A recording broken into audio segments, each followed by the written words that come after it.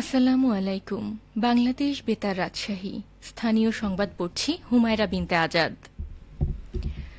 রাজশাহীতে জুলাই মাসে টিসিবি পণ্য বিক্রি শুরু হয়েছে। আজ সকালে নগরীর চণ্ডীপুর এলাকায় এই কার্যক্রমের আনুষ্ঠানিক উদ্বোধন করেন রাজশাহীর জেলা প্রশাসক কাজী শহীদুল ইসলাম। জেলা প্রশাসক জানিয়েছেন, চলতি জুলাই মাসে নগরীসহ জেলার ৯টি উপজেলায় মোট ১,৭৪,০৫৭ জন কার্ডধারী পরিবার এই সুবিধা পাচ্ছেন। নগরীতে ৩৬টি সহ পুরো জেলায় ৮৩টি ডিলার পয়েন্ট থেকে ভর্তুকি মূল্যের পণ্য বিক্রি করা হচ্ছে। এবারে ৪৫৮ টাকার প্যাকেজে ২ লিটার ভোজ্য তেল, ২ কেজি মসুর ডাল, ১ কেজি চিনি ও ২ ধরনের সাবান দেওয়া হচ্ছে। ২ লিটার সয়াবিন তেল ২০০ টাকা, ২ কেজি মসুর ডাল ১২০ টাকা এবং ১ কেজি চিনি ৭০ টাকা নেওয়া হচ্ছে। ৪৫ টাকা মূল্যের গায়েমাখা সাবান ও ২৩ টাকা দরের কাপড় কাচা সাবান ক্রেতার ইচ্ছে অনুযায়ী বিক্রি হবে। একজন ক্রেতা চাইলে সাবান নিতে পারবেন, আবার নাও নিতে পারবেন। জেলা প্রশাসক জানিয়েছেন, সরকারি এই সুবিধা সাধারণ মানুষের দোরগোড়ায় সঠিকভাবে পৌঁছে দিতে মাঠ প্রশাসন নিয়মিত মনিটরিং নিশ্চিত করেছে। টিসিবির রাজশাহীর আঞ্চলিক কার্যালয়ের উপপরিচালক আতিকুর রহমান জানান, টিসিবি প্যাকেজে ৩০ টাকা কেজি দরে ৫ কেজি চাল বরাদ্দ থাকলেও জুলাই মাসে চালের বরাদ্দ নেই। আগামী মাস থেকে ভর্তুকি মূল্যে চাল বিক্রি করা হবে। রাজশাহী উন্নয়ন কর্তৃপক্ষ চেয়ারম্যান মোহাম্মদ আবুল কালাম আজাদ সুইটের সঙ্গে সৌজন্য সাক্ষাৎ করেছেন রাজশাহী ৬ আসনের সংসদ সদস্য আবু সাইদ চাঁদ।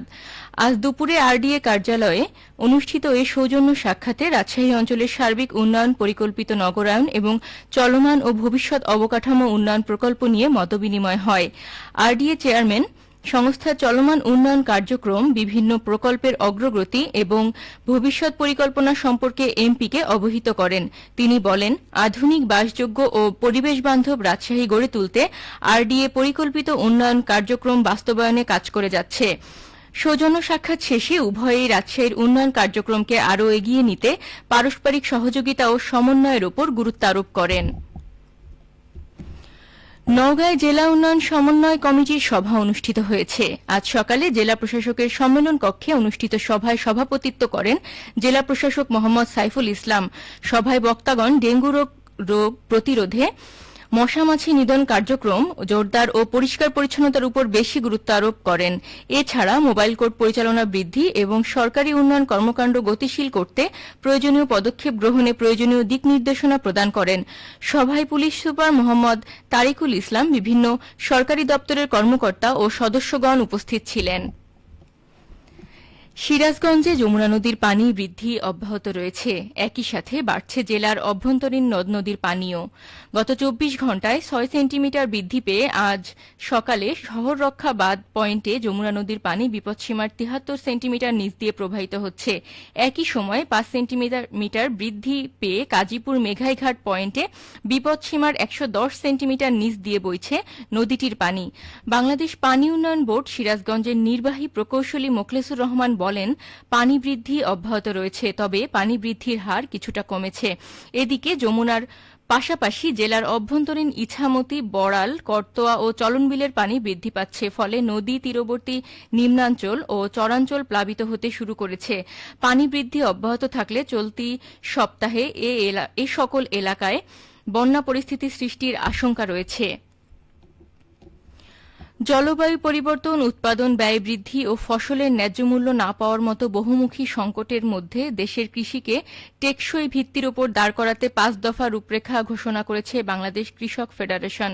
বক্তারা বলেন, কৃষি, বাস্তুসংস্থান, বীজ ও খাদ্য সার্বভৌমত্ব, পরিবেশ সংরক্ষণ এবং আদিবাসী জনগোষ্ঠীর অধিকার নিশ্চিত করতে হলে কৃষকের অধিকার রক্ষায় সবাইকে ঐক্যবদ্ধ হতে হবে।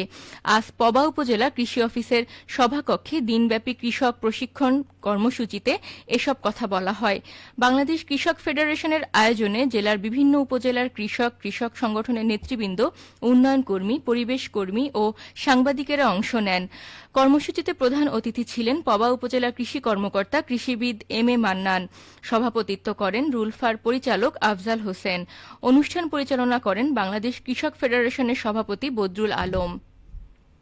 সবশেষে আবহাওয়া। আজ রাজশাহীতে সর্বোচ্চ তাপমাত্রা ছিল 34.2 ডিগ্রি এবং সর্বনিম্ন 27.5 ডিগ্রি সেলসিয়াস। বিকেল 3টায় বাতাসে আপেক্ষিক আর্দ্রতার পরিমাণ ছিল 77%। রাজশাহী ও পার্শ্ববর্তী এলাকায় আজ সূর্যাস্ত সন্ধে 6:55। সংবাদ শেষ হল।